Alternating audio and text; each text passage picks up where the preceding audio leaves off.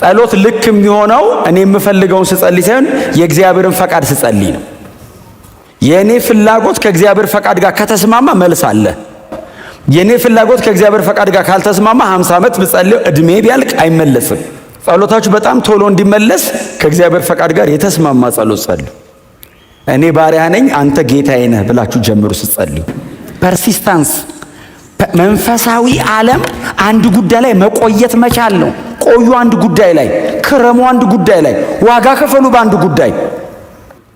ነገሩን የምታደርጉበት ልብና በነገሩ ላይ ያላችሁ አትኩሮት እግዚአብሔር ወደ እናንተ መልስ ይዞ እንዲመጣ ያደርገዋል። ኢየሱስ እያወራ ያለው ሳታቋርጡ ዘወትር ጸልዩ። ፐርሲስታንስ ሳታቋርጡ መቼ? ዘወትር። እስከ መቼ? እስኪመለስ። በመጠበቂያ ላይ እቆማለሁ፣ ስለ ክርክሬ የሚመልስልኝን አውቅ ዘንድ እጠብቀዋል፣ እቆያለሁ አለ። ስለ ጽናት፣ ስለ ክርክር፣ ስለ አቋም፣ ስለ ትህትና ሲል እግዚአብሔር የልቡን ይነግርሃል። የልቡን ነገሩ ይቀየራል አይደለም፣ ሊያደርግ ያለውን ግን ይነግርሃል። እቀይሯለሁ ላይል ይችላል። አትሊስት ግን ዲዛይኑን ያስረዳሃል። ትንቢተ ዕንባቆም ምዕራፍ 2 ከቁጥር 1 እስከ 4 ድረስ ያለውን በጌታ በኢየሱስ ክርስቶስ ስም አነባለሁ። የጌታ ቃል እንደዚህ ይላል። በመጠበቂያዬ ላይ እቆማለሁ፣ በምሽጉ ቅጥር ላይ ወጥቼ እቆያለሁ። ምን እንደሚለኝ ለክርክሩም የምሰጠውን መልስ ለማወቅ እጠባበቃለሁ። እግዚአብሔርም እንዲህ ሲል መለሰ፣ በቀላሉ እንዲነበብ ራእዩን ጻፈው፣ በሰሌዳም ላይ ቀረጸው። ራእዩ የተወሰነለትን ጊዜ ይጠብቃልና ስለ መጨረሻውም ይናገራል። እርሱም አይዋሽም።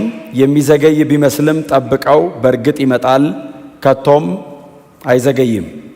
እነሆ እርሱ ታብዮአል፣ ምኞቱ ቀና አይደለም፣ ጻድቅ ግን በእምነቱ ይኖራል። እግዚአብሔር ሉዓላዊ ነው። የፈለገውን ነው የሚያደርገው። እኛ ደግሞ ባሮቹ ነን። የወደደውን እንዲያደርግብን እሺ ብለን የተቀመጥነን። እግዚአብሔር ይመስገን። ጸሎት ልክ የሚሆነው እኔ የምፈልገውን ስጸልይ ሳይሆን የእግዚአብሔርን ፈቃድ ስጸልይ ነው። የኔ ፍላጎት ከእግዚአብሔር ፈቃድ ጋር ከተስማማ መልስ አለ። የኔ ፍላጎት ከእግዚአብሔር ፈቃድ ጋር ካልተስማማ 50 ዓመት ብጸልይ እድሜ ቢያልቅ አይመለስም። ጸሎታችሁ በጣም ቶሎ እንዲመለስ ከእግዚአብሔር ፈቃድ ጋር የተስማማ ጸሎት ጸልዩ። እኔ ባሪያ ነኝ አንተ ጌታዬ ነህ ብላችሁ ጀምሩ ስትጸልዩ። እግዚአብሔር ሆይ ምን መሰለህ ብላችሁ እንዳትጀምሩ። እንደሱ ወደ ጎን ነው። ወደ ላይ አምላክ ነው፣ ወደ ታች ፍጡር ነው። እስቲ አሜን በሏ። እሱ ከምድር አፈር ያበጀኝ ነው። ስለዚህ በብዙ አክብሮት ነው የምጠጋው። ስጠጋውም የልቤን ልነግረው ሳይሆን ምንድነው የምታስበው በዚህ ጉዳይ ላይ ነው የምለው። የለውበትም እጅን አውጣ ካለ ልሞክረው አይባልም። እና ዕንባቆም ግን ከነበረው ውጥረት እስራኤል ላይ ከነበረው ሲቃ የተነሳ ነው ይሄንን ምዕራፍ 1ን ከእግዚአብሔር ጋር ስለ ከለዳውያን ያስረዳዋል። ባይዘው ምንም የለበትም። ዕንባቆምና እግዚአብሔር ብቻ ናቸው ያሉበት። ሌላ ፈልጋችሁ አታገኙ።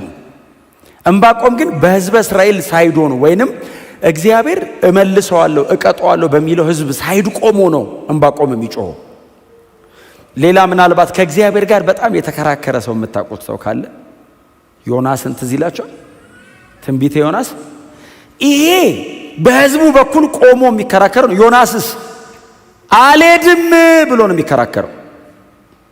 ግድ የለም ዮናስ ላደርግ ነው ሲል እኔ አልሄድም፣ አንተ እግዚአብሔር ነህ፣ አዎ እንደዚህ አደርጋለሁ ብለህ ትናገራለህ፣ እኔ ደግሞ ሄጄ የሆነ ነገር ስል አላደርግም ብለህ ደግሞ ትተወዋለህ። ስለዚህ እኔ አልሄድም። ሌላ የተከራከረ የምታውቁት ሰው ካለ ኤርሚያስ ምዕራፍ 20 ነቢዩ ኤርሚያስ እግዚአብሔር ሂድና ተናገር ሲለው አልናገርም። እኔ እንደውም ባለፈው አንስቼዋለሁ። ተናገረው፣ አልናገርም። ለምን እንደውም አትናገረው? ጥፋት አለ በል ትለኛለህ አለ። አዎ እሺ ሄጄ ጥፋት አለ እላለሁ። አንተ ደግሞ ህዝቡ ተንበርክኮ ንስሐ ሲገባ ትመራቸዋለህ።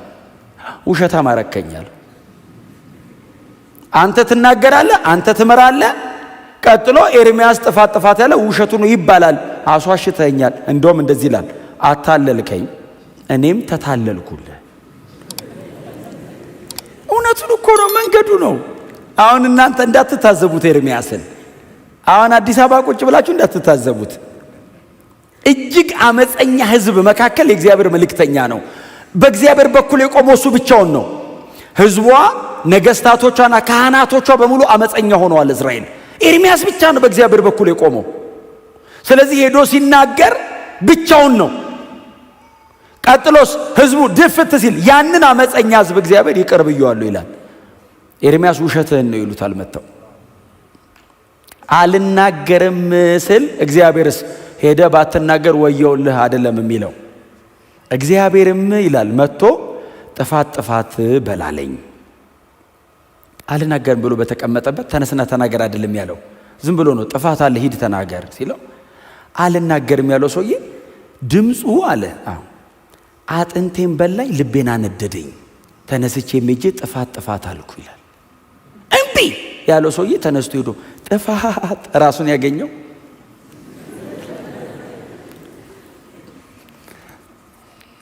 በጣም ስለሚወደን ነው አይደል? አንዳንድ ነገር ተመካክረን እንስራ የሚለን እንጂ እሱ ሉዓላዊ ነው። የፈጠረንም ያዳነንም ለክብሩ ነው። ሲፈጥረን ለክብሩ ነው፣ ሲያድነንም የጸጋው ክብር ይመሰገን ዘንድ ነው። ስለዚህ በዚህ ፕሮግራም ውስጥ ነው እግዚአብሔርን ማምለክም መከተልም ማገልገልም መገልገልም ያለብን። ስሙ የተባረከ ይሁን። ከዛ የምዕራፍ አንዱን ጦርነት በቃ ጋብ ያደርጋል። ዕንባቆም አለ ውስጡ የተቀመጠውን ነገር በሙሉ አወጣና ከዛ ምዕራፍ 2 ላይ መጣ። ያነበብነው ማለት ነው። ምንድነው ብሎ የጀመረው ምዕራፍ 2 ላይ በመጠበቄ እቆማለሁ። ስለ ክርክሬም ነው የሚለው። ምንድነው የሚለው? ስለምኔ ስለሚናገረኝ የምመልሰውን አውቅ ዘንድ በመጠበቄ ላይ እቆማለሁ፣ በምሽጉ ቅጥር ላይ ወጥቼ እቆያለሁ። ምን እንደሚለኝ ለክርክሩም የምሰጠውን መልስ ለማወቅ እጠባበቃለሁ። ዕንባቆም ይሄንን ሁሉ ረጅም ሙግት በእግዚአብሔር ፊት ካደረገ በኋላ እግዚአብሔር ምንም መልስ አልሰጠው። ዝም ነው ያለው። እስከ ምዕራፍ 2 ድረስ እግዚአብሔር ዝም ነው ያለው።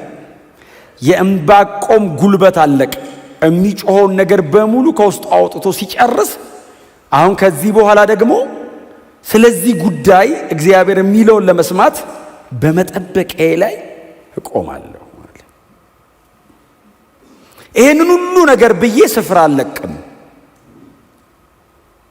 ይሄንን ሁሉ ነገር ተናግሬ ቦታዬን አልለቅም። እጠብቀዋለሁ። እዚህ ውስጥ ሆኜ ነው የምጠብቀው። ክርክር አለብኝ፣ አዎ። ሙግት አለብኝ፣ አዎ። እግዚአብሔርን አጥብቄ ይዤዋለሁ፣ አዎ። እስኪመለስ ድረስ በመጠበቂያ ላይ እቆማለሁ። ቃሉ የሚያመለክተው በማማ ላይ የሚቆሙ ጉበኞች አሉ፣ የቅጥር ጠባቂዎች ማለት ነው። እና ከየትኛውም ቦታ ወደ ከተማይቱ ለመልካም የሚሆን ለክፉ የሚመጡ ወታደር ሰራዊት መልእክተኛ ከሆነ ከሩቅ ቆመው ያዩና ያዩትን ወደ ህዝቡ ያስተጋባሉ። ልክ እንደዛ ነው ዕንባቆም አጠባበቁ። በጣም ኮንሸስ ናቸው ሲጠብቁ። በእነሱ ጥቂት ስህተት አገር ሊወድም ይችላል ከኋላ ያለው። እነሱ ምናልባት በጣም ዋችፉል ካልሆኑ፣ በጥንቃቄ ተመልካች ካልሆኑ በዛች በጥቂት ደቂቃ እንቅልፍ፣ በጥቂት ደቂቃ መዘናጋት፣ በጥቂት ደቂቃ የአቴንሽን መስበር ከጀርባቸው ያለ ብዙ ኔሽን ሊሞት ይችላል። ስለዚህ በጥንቃቄ ቆሞ ቅጥር ላይ ሆኖ እንደሚጠብቅ ጉበኛ በመጠበቂያ ላይ እቆማለሁ ይላል። እግዚአብሔር በየትኛው ሰዓት እንደሚመጣ አይታወቅም። በየትኛው ሰዓት መጥቶ እግዚአብሔር መፍትሄ እንደሚያደርግ አይታወቅም። ቆሜ ጠብቀዋለሁ። የምመለከተውን፣ የሚናገረኝን፣ የምሰማውን ነገር በሙሉ ለህዝቡ እናገራለሁ። እያጉረመረሙ ሊሆን ይችላል። ጻድቅ በኃጢአተኛ ሲገፋ እንዴት ዝም ትላለህ? የዕንባቆም ጮት ያው ህዝቡ ውስጥ ያለ ማጉረምረም ስለሆነ ጻድቅ በኃጢአተኛ እየተገፋ ነው። በይሁዳ መካከል ሁሉም ኃጢአተኛና አመፀኛ አይደለም። የተወሰኑ ቅሬታዎች አሉት እግዚአብሔር እና እየተጉ እየለመኑ ራሳቸውን እያማጠኑ ምድሪቷ ላይ ካለው አመፅ ጋር ያልተባበሩ ደግሞ ጻድቃን አሉ። እና ከዚህ ሁሉ ጋር አብረው ሲጨፈለቁ እንዴት ዝም ትላለህ ለሚለው ለዚህ ጩኸቴ እግዚአብሔር የሚመልስልኝን ለመስማት በመጠበቂያ ላይ ቆማለሁ። በአምባ ላይ ቆሟል። በከፍታ ቦታ ላይ ነው ያለው። ቀጥሎ ደግሞ በጣም ዋችፉል ነው። አልዘናጋም። ጉዳዩ ፐርሰናል አይደለም። የኔና የእግዚአብሔር ብቻ ሳይሆን የይሁዳና የባቢሎንም ጭምር ነው።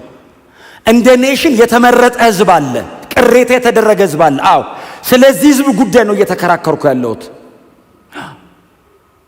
ነገሩ ሞር አቴንሽን ይፈልጋል፣ በጣም ጥንቃቄ ይፈልጋል፣ በጣም ትጋት ይፈልጋል፣ በጣም ፎከስ ይፈልጋል።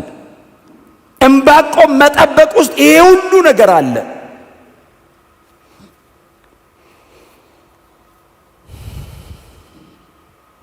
ድንገት ትዝ ያለውን ነገር አይደለም ዕንባቆም እየጮኸ ያለው፣ እየተኖረ ያለ ኑሮ ነው እየጮኸ ያለው።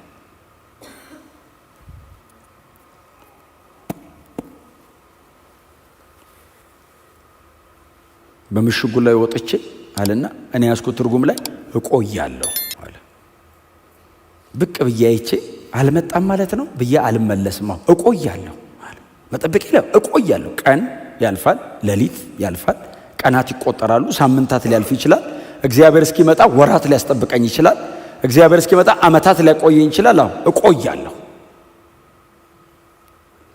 ፐርሲስታንስ፣ መጽናት፣ መቆየት፣ መጠበቅ፣ ረጅም ሰዓት በያዛችሁት ጉዳይ ላይ ጊዜ መውሰድ። አንዳንድ ጸሎቶቻችን የ5 ደቂቃ እንዳይሆኑ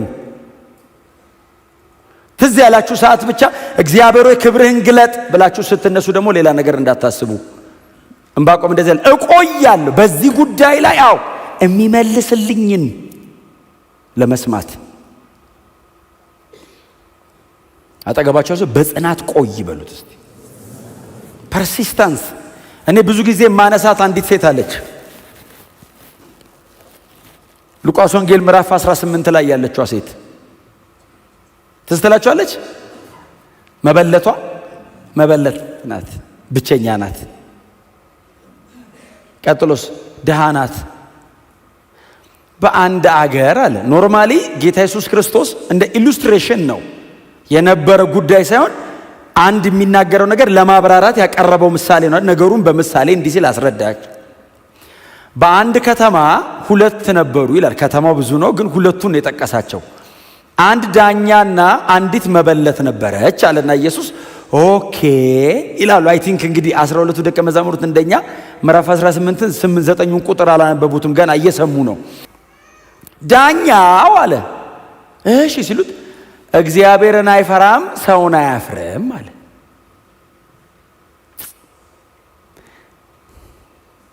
ዳኛ አስበዋል። እግዚአብሔርን ሳይፈራ ሰውን ሳያፍር ፍርዱ ምን አይነት ነው? አትሊስት ወይ እግዚአብሔርን መፍራት ወይ እግዚአብሔርን ካልፈራ ሰው ማፈር፣ ወደ ላይም ወደ ጎንም የለውም አለ እና ዳኛ ነው። እቺ ሴት ደግሞ መበለት ናት፣ ምንም የሌላት ባዷን የቀረች መበለት። ከዛ እቺ ሴት መጣችና ከባለጋራዬ ጋር ፍረድልኝ አለችው።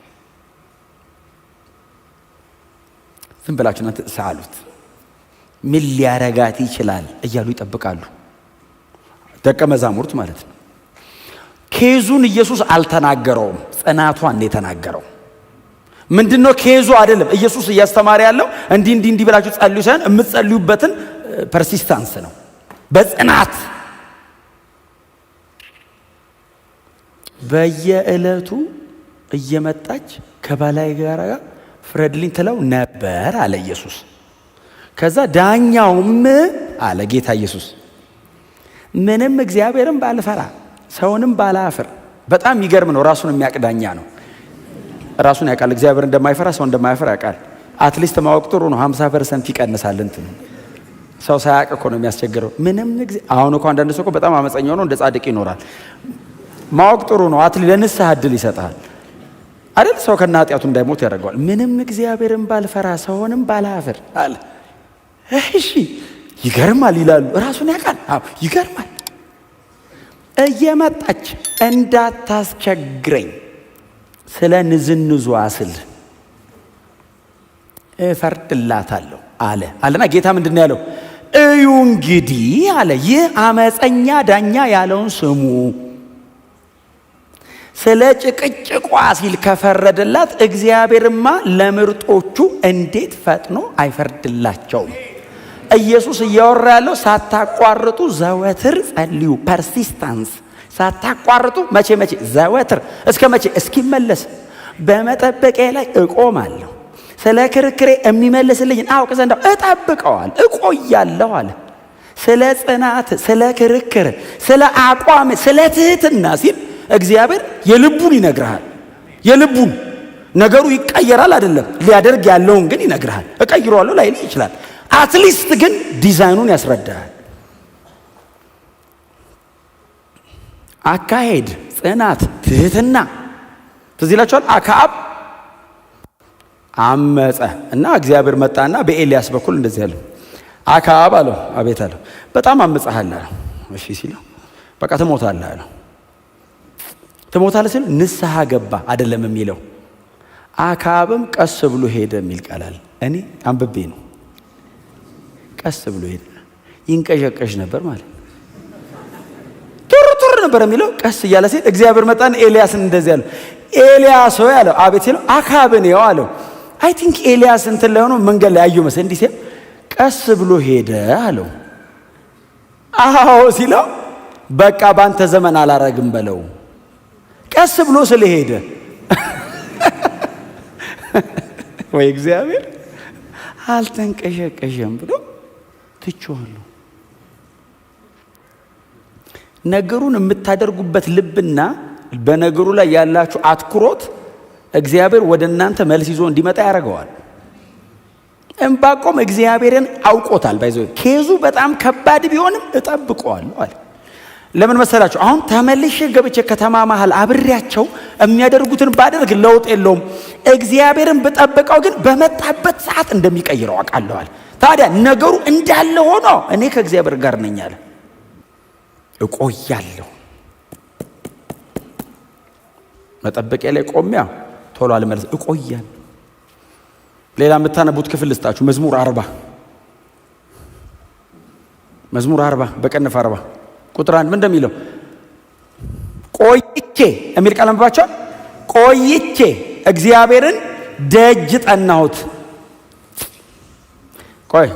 እርሱም ዘንበላል የሚለው በኋላ ቁጥር 1 በቁጥር 1 እና በቁጥር 2 መካከል እኮ ዓመታት ሊኖሩ እኮ ይችላል። ለምን መቆየት? ቆይቼ እግዚአብሔርን ደጅ ጠናሁት። ቤት ውስጥ አይደለም፣ ቸርች አይደለም፣ ቅድስተ ቅዱሳን ውስጥ አይደለም፣ እንትን ደጅ ነው። ደጅ ውጪ ፀሐይ ምናምን ይፈራረቅበታል። ቆይቼ ደጅ አስጠናኝ እግዚአብሔር አለ። ምን አረክ ዳዊት? ቆየሁ አልነሳም ብዬ በበሩ ስር ድፍት ብዬ ደጅ ጠናሁ አለ። እያቃሰተ እያለ አቆይቶኝ አለ። ስጮህ ሳለቅስ ሳምጥ እንባ ሳፈስ አየኝና ቆይቼ እግዚአብሔር እንደ ደጅ ጠናሁት ብሎ ቁጥር 2 ላይ እርሱም ዘንበል አለልኝ፣ ጩኸቴን ሰማ። ያልኩ ስጋና አጥንቴ ተላቋል አለ። እዚያው ላይ ሆኜ ልብሱ ከመቆሸሽ አልፎ ሰውነቱ በሙሉ ከአፈሩ ጋር ተጣብቋል። ቆይቷል፣ አይነሳም። ዘንበል አለልኝ አለና ከዛስ ከረግረግ ጭቃና ከሚውጥ ማጥ ውስጥ አወጣኛል። እግሬን በአለት ላይ አቆመ አለና አረማመዴንም አቀናዋል። እስኪመጣ ያስጠብቅሃል እንጂ የመጣ ሰዓት እንኳን ቆየሁ ነው የምትለው፣ እንኳን አቆየኝ። ግን እንደዚህ ሴት ያለማቋረጥ ዳኛው ይሰድባት ይችላል፣ ሊያዋርዳት ይችላል፣ በሰው መሃል ክብሯን የሚነካ ነገር ሊያደርግ ይችላል። ዳኛ ነው፣ የፈለገውን ነው የሚያደርገው። እሷስ በጽናት ያለመናወጥ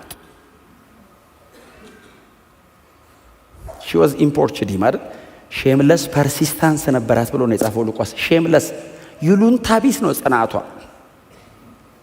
ፍርድ ከአፉ አይደለም ከአጥንቱ ነው ያወጣችው ጽናት። መፍረድ አልፈለገም። ጽናቷ ነው።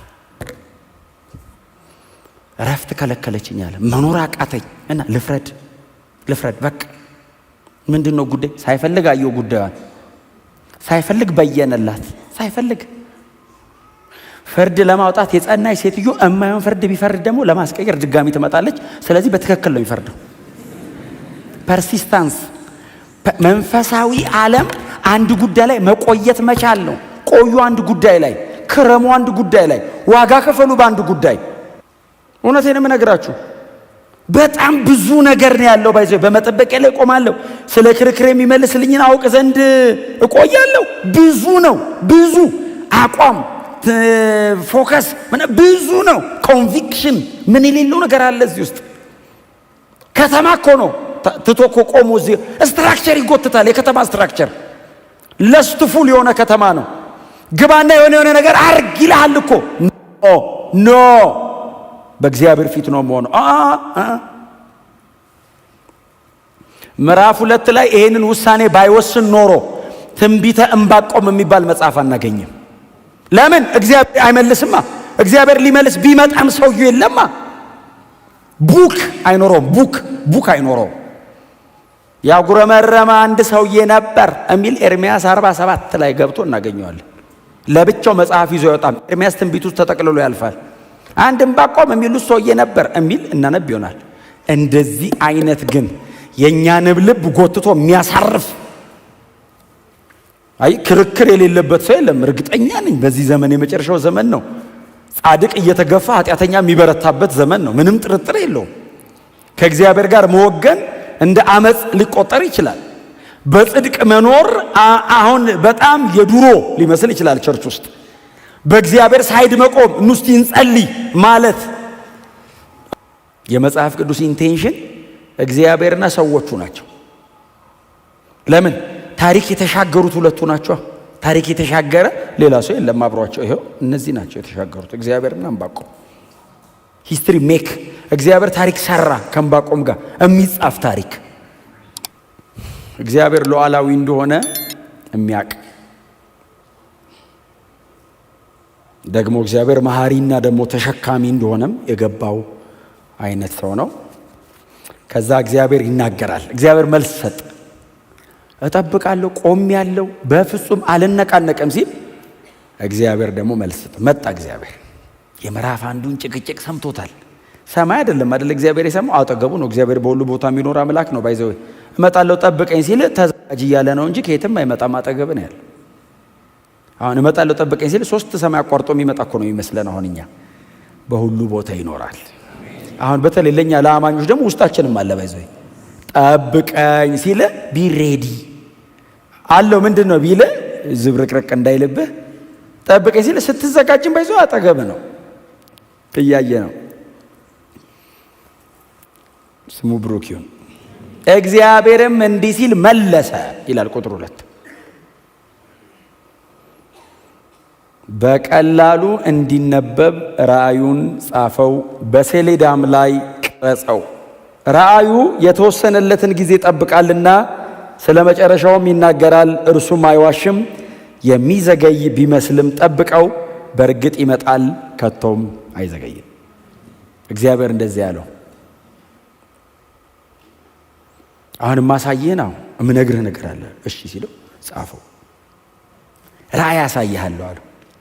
ምናልባት የነቢያት መጽሐፍት ላይ ከኢሳይያስ ምዕራፍ 1 ቁጥር 1 ጀምራችሁ ዝም ብላችሁ የነቢያት መጽሐፍ መግቢያውን የምታዩ ከሆነ እግዚአብሔር ለኢሳይያስ ያሳየው ራእይ፣ እግዚአብሔር ለዕንባቆም የገለጠው ራእይ፣ እግዚአብሔር ለእንትና የሰጠው ሸክም፣ እግዚአብሔር የሚናገራቸውና የሚያሳያቸው ነገሮች ናቸው እነዚህና እኔ አሁን ላሳየ ነው ራእይ አለው። ስለተከራከርክበት ስለዚህ ስለሙግት እምነግርህ ነገር አለ አለው። ታዲያ ሲለው በቀላሉ ጻፈው አለው፣ እንዲነበብ አድርገህ። ለምን አንተ ስትመለከትና ስትጽፈው ይሄንን ደግሞ ሰምቶ ሮጦ ፈጥኖ ሄዶ ደግሞ የሚያስተጋባና የሚናገራል። ለመናገር እንዳያስቸግር ህዝቡ እንዲዘጋጅ የምነግርህን ነገር በጣም በቀላሉ ጻፈው አለው። እሺ አለው። ከዛ እግዚአብሔር ምን ይለዋል? ምናልባት እናንተ ግር እንዳይላችሁ ቁጥር 3 ስታነቡት ግር እንዳይላችሁ ራእዩ የተወሰነለትን ጊዜ ይጠብቃል፣ ስለ መጨረሻውም ይናገራል፣ እርሱም አይዋሽም ይላል። እግዚአብሔር ምን እያለው መሰላችሁ? ለዕንባቆም ባቢሎን መምጣቱ አይቀርም። እግዚአብሔር ሆይ ባቢሎን መጥቶ ሊጨርሰን ሲል ባቢሎን መምጣቱ አይቀርም አለ። ታዲያ ሲል ግን ባቢሎን ደግሞ መጨረሻ አለው። ዕንባቆም ይሄንን ራእይ ካየበት ከ66 ዓመት በኋላ ባቢሎን ወድቋል እና መጨረሻ አለው። አይመስልም የሚወድቅ አይመስልም። ሕዝቤን እስራኤልን ባሪያ አድርጎ ይዞ ለዘላለም የሚገዛ ነው የሚመስል። እነ ናቡከደነጾርና አንደኛው ስሙ ጠፋኝ አብሮት የመጣው ጦርነት የሚመራ አለ ሌላ ናቡላሳር ናቡከደነጾርና እነ ናቡላሳር ናቸው። ናቡ የጣዖታቶቻቸው ስም ነውና አሁን እኛ ኤል የሚላሉ አይደል የብዙዎቻችን ስም። አሁን ኤልያስ አሁን ኢትዮጵያዊ ስም የሌለው ሰው ኤል እግዚአብሔር ነው። ኤልያስ ከተባለ እግዚአብሔር አምላክ ነው እንደማለት ነው። እና ናቡ የሚሉ አሏቸው ነገስታቶቻቸው። ናቡ የሚባለው አምላክ ነው፣ ጣዖት ነው። እና ናቡከደነጾርና ናቡላሳር የሚወድቁ አይመስሉም። ምክንያቱም የባቢሎን ስርወ መንግስት ማለት ዓለማችን ላይ ከተነሱና ከተገነቡ ስርወ መንግስቶች መካከል እጅግ ጠንካራና ከባዱ ነው። በጦርነት ብቻ ሳይሆን በእውቀትም በነበሩበት ዘመን በነበራቸው ምናልባትም ደግሞ የአስትሮኖሚ የፊዚክስ በጣም የተደራጀ ነው። ናቡከደነጾር የሚገዛውን ባቢሎንን ድል ለማድረግ ስትሄድ 3 ቅጥር አለው አገሩ። አንዱ ቅጥር ብቻ 90 ሜትር ነው ቁመቱ። እላዩ ላይ በስነ ስርዓት 2 ሰረገላ ያሳልፋል። አንዱ ብቻ 90 ሜትር ነው። 3 እንደሱ አይነት አለ። ቀጥሎ እጅግ በጣም የታጠቀ ወታደር አለው። ምናልባት ይሄንን ደግሞ በጦርነት ድል አደርጋለሁ ብለህ የምታስብ ከሆነ ደግሞ የተጸለየ ጸሎት 21 ቀን የሚያዘገይ የፋርስ አለቃ መንፈስ አለ። ሰማይ ናስ ምድር ብረት ነው፣ አይወድቅ። እግዚአብሔር መጣና እንደዚህ አለው፣ መጨረሻ ያለው ከ66 ዓመት በኋላ ይወድቃል ጻፈው አለው። ክብር ለኢየሱስ ይሁን። እርሱ አይዘገይም አለው። እርሱ አይዘገይም ማለት ብዙ ጊዜኛ ስንጠቅስ የምንጠቅሰው ምንድነው? እግዚአብሔር በሰዓቱ ይመጣል ለማለት ነው። ብዙ ጊዜ የምንጠቅሰው ትክክል ነው፣ እግዚአብሔር በሰዓቱ ይመጣል። ክፍሉ ግን የሚለው እኔ በቀጠርኩለት ጊዜ ይወድቃል ማለት ነው። እርሱ አይዘገይም ማለት ብያለው እጥለዋለሁ ነው። ይወድቃል፣ አይዞ መማረካችሁ ግን አይቀርም አለው። መማረካችሁ አይቀርም። ሄዳችሁ ትማረካላችሁ። ባቢሎንን ስርወ መንግስቱን አፍርሼ ፋርስና ሜዶንን አስነስቼ በነ ማነው ስሙ ቂሮስ አማካይነት ቤተ መቅደሱ እንደገና እንዲሰራ አድርጌ እነ ነህምያ እነ ዕዝራ ምናምን እንዲያድጉ አድርጌ እነ ዳንኤል እንዲያድጉ አድርጌ እዛ ምድር ላይ ተመልሰው መጥተው ከተማይቱን ገንብተው እኔ እግዚአብሔር በዚህ እንደገና እመለካለሁ አሉ። መሀል ላይ ያለው ግን አይቀርም። ጻድቃኑስ አሉ። ጻድቃኑ ሲለው ጻድቅ በእምነት በህይወት ይኖራል አለው እግዚአብሔር። ጻድቃኑስ ሲሉት ጻድቅ በእምነቷ የሚኖረው ይመኑኛ፣ አገር ሲጠፋ አብረው አይጠፉም፣ በእምነት ይኖራል። ከመሃል ጻድቃንን አወጣለሁ አለ እግዚአብሔር፣ አተርፋለሁ። ጎናቸውን ሰው ጻድቅ በእምነቱ በህይወት ይኖራል በሉት። እንዴ በጽድቅ የሚኖረውስ በቅድስና የሚኖረውስ አብሮ ሊጨፈለቅ ነው አይደለም? አገር በሙሉ ቢያልቃው ጻድቅ በህይወት ይኖራል። እንዴት? በእምነት አምኖ ይመኑኝ ተከተሉኝ አይደል? ለኔ ሲሉ አይደል አቋም የያዙት? እግዚአብሔር አለ ብሎ አይደል ያልተስማሙት? በእምነት በህይወት ይኖራሉ። አይዞ አትፍራ፣ ለነሱ የኔ ናቸው። አንተ ተጨቃጭቀኝ አይደለም ማድናቸው፣ እኔ ራሴ አድናቸዋለሁ። ጻድቅ ከኔ ጋር የወገነ በኔ በኩል የቆመ እሱ በእምነቱ በህይወት ይኖራል። ክብር ለእግዚአብሔር ለአምላካችን። ይህችን ቃል ብቻ ትንሽ ልንገራችሁን አልጨርስ። ይሄ ቃል አዲስ ኪዳን ላይ ተሻግሮ የመጣ ጥቅስ ነው። ይሄንን ቃል ምን መጀመሪያ ጊዜ ይሄን ቃል ያነበብነው ዕንባቆም ላይ ነው። በዚህ ዕንባቆም ምዕራፍ 2 ቁጥር 4 ላይ ነው። አንድ የመጽሐፍ ቅዱስ ክፍል እስቲ ላስነብባችሁ። ሮሜ 1:17 ጻድቅ በእምነት ይኖራል ተብሎ እንደተጻፈ ብሎ ጳውሎስ ከዕንባቆም መጽሐፍ ወሰደ። ተብሎ እንደተጻፈ ያለው ዕንባቆም የጻፈው ነው። ጻድቅ በእምነት ይኖራል ተብሎ እንደተጻፈ አለ ወንድማችን ሐዋርያው ቅዱስ ጳውሎስ። የቃሉ ባለቤት እግዚአብሔር ነው፣ ጸሐፊው ዕንባቆም ነው። እንደገና እንደ ሪፈረንስ የተጠቀመው አንዱ ጳውሎስ። ተናጋሪ እግዚአብሔር ነው። ዕንባቆም የገባው አይደለም፣ እግዚአብሔር የተናገረው ነው። ጻድቅ በእምነት ነው የሚኖረው አለ ሲለው ዕንባቆም ጻድቅ በእምነቱ ይኖራል አለ። ጳውሎስ መጣ፣ ጻድቅ በእምነት ይኖራል ተብሎ እንደተጻፈ አለ። በሕግ ጽድቅ አይገኝም የሚለውን ትምህርት ለማስተማር በክርስቶስ ኢየሱስ የመስቀል ሥራ በወንጌል በማመን ብቻ ነው የሚዳነው የሚለውን ለማስተማር ጳውሎስ ጻድቅ በምን ይኖራል ሲሉት አዲስ ኪዳን ላይ በእምነት ነው ተብሎ እኮ ተጽፏል። እግዚአብሔር ድሮም ዘንድሮም ሰዎችን የሚያድነው በእምነት ነው። ድሮ ናሽናል ይሄ ብሔራዊ ከሆነ መከራ፣ አሁን ከዘላለም ጥፋት እግዚአብሔር የሚያድነው ሰውን ጻድቅ በእምነት ነው የሚኖረው። በክርስቶስ ኢየሱስ የመስቀል ሥራ አምኖ ነው ሰው የሚድነው የሚተርፈው። ገላትያ ምዕራፍ 3 ላይ ሄዱ እስቲ። ጻድቅ በእምነት ይኖራል ስለተባለ ማንም በእግዚአብሔር ፊት በሕግ እንደማይጸድቅ ግልጽ ነው። ጻድቅ በእምነት ይኖራል ተብሎ እንደተጻፈ ማንም በእግዚአብሔር ፊት በሕግ እንደማይጸድቅ ግልጽ ነው። ሰው በልፋቱ፣ በትግሉ፣ በጦረኝነቱ፣ በአቅሙ፣ በጉልበቱ አይድንም። የኔ በሚለው አይቻልም። ጻድቅ በእምነት ነው የሚኖረው ተብሎ እንደተጻፈ ማንም በእግዚአብሔር ፊት በክርስቶስ ኢየሱስ በኩል ካልሆነ በቀር ብቁ ነው ተብሎ ሊድን አይችልም። ሰው ከብሔራዊ ችግሩ በእምነቱ ከዳነ ከዘላለም ጥፋት በሌላ መንገድ አይዳንም። እንደ አገር ከመጣባቸው ጉዳት የተረፉት ባይዘወይ ተዋግተው አይደለም፣ አምነው ነው። አምነው በሕይወት ትኖራላችሁ አለ እግዚአብሔር። የዘላለሙማ መንፈሳዊ ነው። ከእግዚአብሔር ውጭ መዳኛ መንገድ የለውም።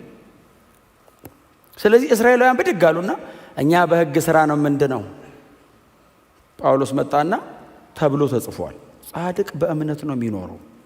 ስለዚህ ማንም ሰው በእግዚአብሔር ፊት መቆም የሚችል ከሆነ የሚቆመው በክርስቶስ ኢየሱስ በኩል የተሰራውን በማመን ብቻ ነው። አንድ ጥቅስ ብቻ ላስነብባችሁና ልጨርስ። ኤፌሶን ላይ እዛው ጋር አንድ መጽሐፍ ነው ሻገር የምትሉት ኤፌሶን 2 ላይ